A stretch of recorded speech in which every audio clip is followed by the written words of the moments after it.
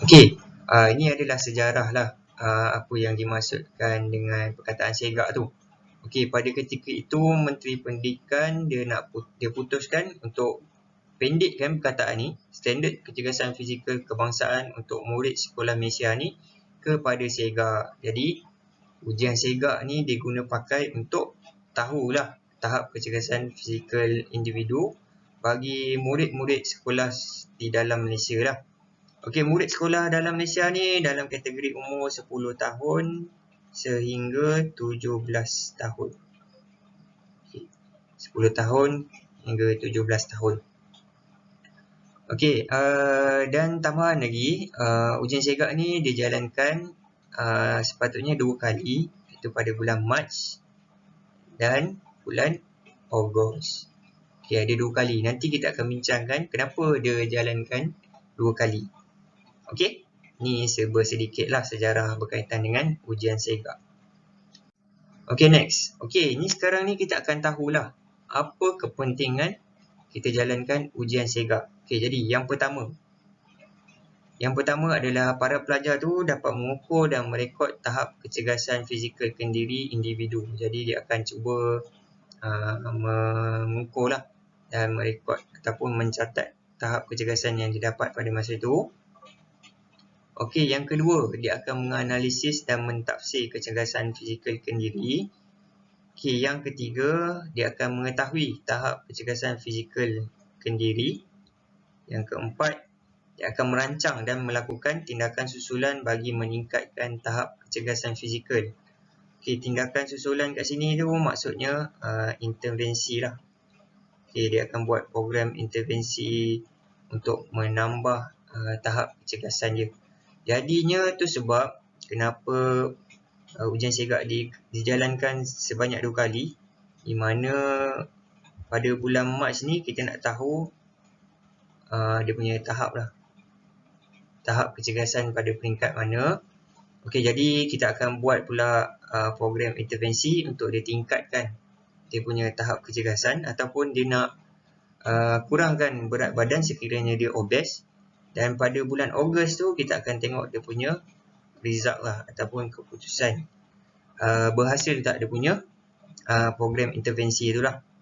Okey, dan seterusnya yang nombor 5 adalah untuk para pelajar mampu untuk mengamalkan gaya hidup aktif dan sihat untuk mencapai tahap kecergasan fizikal berdasarkan kesihatan yang optimum. Tambahan sini optimum sepanjang tahun. Sepanjang tahun. Okey, jadi ini adalah kepentingan lah untuk kita lakukan ujian segak ni.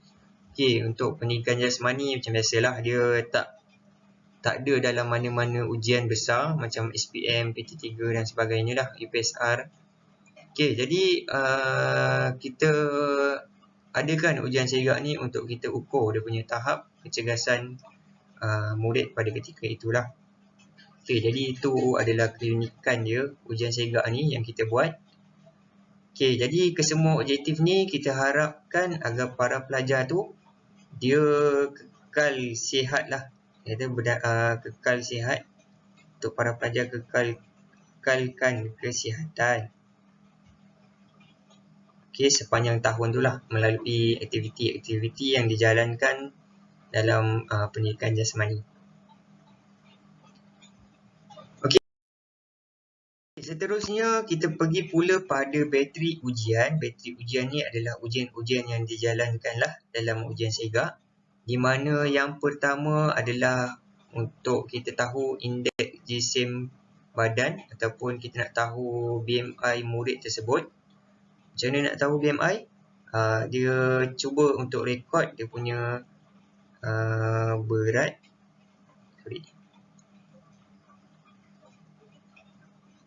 Okey, dia akan cuba ukur dia punya berat dan dia akan rekodkan dia punya tinggi. Jadi ini adalah formula untuk tahu dia punya BMI lah. Okey, yang seterusnya, yang tadi yang pertama dia akan rekod dia punya berat dan dia punya tinggi. Yang kedua adalah ujian naik turun bangku selama 3 minit. Di mana ujian ni dia menggunakan metronom 96 detik untuk dapatkan dia punya kadar nadi. Okay, jadi selepas buat ujian naik turun bangku 3 minit ni, dia akan dapatkan kadar nadi dia lah. Okay, selama 1 minit untuk dia tahu tahap kecergasan dia pada peringkat yang mana lah. Okay, ujian yang ketiga adalah tekan tubi ataupun push up. Okay, bagi lelaki push up seperti biasa lah. Perempuan dia ada kelainan sikit, mana kita ubah suai lah tekan tubi tu mengikut yang murid perempuan punya lah. Okay, tekan tubi ni pun dijalankan selama 1 minit. Okay, dalam 1 minit tu akan ada individu lah yang akan bantu pelajar yang membuat tekan tubi ni untuk kira dia punya jumlah push up yang dia buat. Okay, seterusnya ringkuk tubi separa, sama juga selama 1 minit. Okay, dia menggunakan metronom, silap saya 60 detik. Okay, yang seterusnya yang terakhir adalah jangkauan melunjuk. Okay, jangkauan melunjuk. Okay, kalau kita tengok kat sini, indeks jisim berat badan ni dia merujuk kepada komposisi badan. Okay, ni semua dalam apa ni? Dalam komponen kecergasan berlandaskan kesihatan lah. Okay, naik turun bangku. Kalau berdasarkan pengetahuan saya, dia berkaitan dengan daya tahan kardio. Okay, dia boleh jadi juga daya tahan otot. Tapi kalau ujian segak ni dia lebih kepada daya tahan kardio lah. Okay, tekan tubi untuk kita tahu dia punya daya tahan otot. Okay, ringkuk tubi separa pun sama. Dan jangkauan melunjur dia merujuk kepada flexibility. Okay, semua komponen-komponen ni diuji lah untuk kita tahu komponen berdasarkan kesihatan tu lah. Okay, jadi para pelajar dia dah tahu sebenarnya dengan lengkap lah apa tahap kecergasan yang dia ada ketika tu. Jadi dia boleh tahu apa dia punya, dia nak merangkumi semua, lebih kurang semua lah dia punya komponen kecergasan berlandaskan kesihatan tu. Okay, seterusnya. Okay, untuk ujian segak kita jalankan mengikut turutan. Kita tak boleh pergi, kita nak buat tekan tubi dulu, kita nak buat naik turun bangku kemudian, tak boleh. Jadi dia dah standardkan semua. Jadi dia dah buat turutan yang pertama adalah untuk ukur berat dengan tinggi dulu. Okay, yang kedua buat naik turun bangku. Yang ketiga tekan tubi. Keempat ringkuk tubi separa. Dan yang kelima barulah jangkauan melunjuk. Okay, ada sebab dia kenapa kita kena buat lah mengikut turutan ni. Okay, itu saja. Ini adalah bateri-bateri ujian dia. Ini adalah gambaran rajah di mana para pelajar akan lakukan lah aktiviti-aktiviti ni untuk dia tahu dia punya tahap kecergasan fizikal dia lah. Okey. Yang ini adalah norma ujian segak, mana para pelajar tu bila akhirnya nanti dia dah dapat dia dah rekodkan semua dia punya data-data dia. Jadi dia akan tengoklah pada norma ujian ni untuk dia dapatkan status BMI dia, dan dia akan dapatkan dia punya markah skor untuk dia tahu dia punya status kecergasan. Okay, kalau kita tengok kat sini, kita ambil contoh BMI, mana misal kata dia dapat BMI 20.0. Okay, kalau kita tengok 20.0, dia turun kat sini lah dalam julat 14.9 ke 21.8 ni, di mana 20.0 tu berat badan dia normal lah. Tapi tak semestinya dia punya berat badan normal tapi dia punya tahap kecergasan ni okey. Dia akan tengok kat situ pula. Dia akan tengok pada skor-skor dia yang lain lah. Okey, kalau tengok kat sini untuk ujian naik turun bangku, kadar nadi di bawah 82 dan ke bawah, skor dia 5. Maksudnya makin rendah kadar nadi yang dibuat tu, rendah daripada 82 ke bawah, dia akan dapat skor 5. Dan sekiranya atas daripada 155 ke atas, dia akan dapat jurulat 1 lah. Okey, sama juga yang lain, dia akan tengoklah skor markah dia pada skor yang mana. Dia akan tengok pada dalam jurulat yang mana dia akan skor. Cuba dapatkan skor keseluruhan dia. Okey, dia akan tengok kat sini.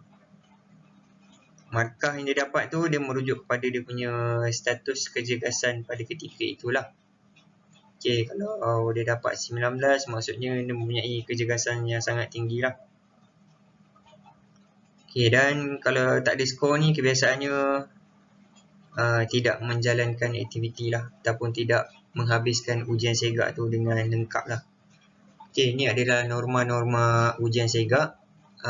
Kiranya norma ujian segak ni dia mengikut umur lah. Maksudnya pada pelajar tingkatan 1, dia ada norma ujian segak yang untuk tingkatan 1 dan dia pecah pula kepada 2. Iaitu satu yang pertama untuk lelaki dan yang kedua untuk pelajar perempuan lah.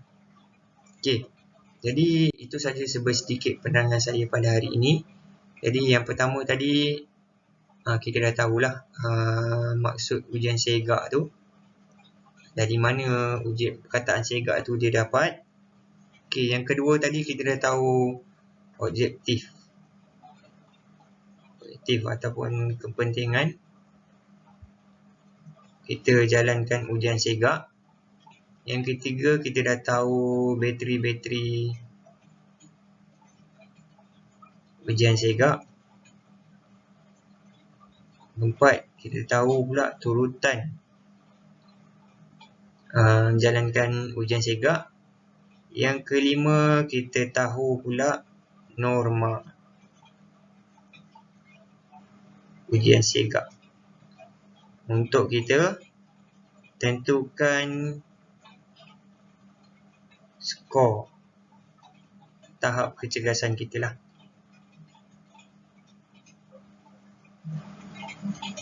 Okey, jadi ini adalah sedikit lah yang dimaksudkan dengan ujian segak tu. Kenapa dia jalankan, apa aktiviti di bawah bateri ujian segak, kenapa perlu ikut turutan dan macam mana kita nak tentukan skor lah untuk kita mengukur kita punya tahap kecergasan.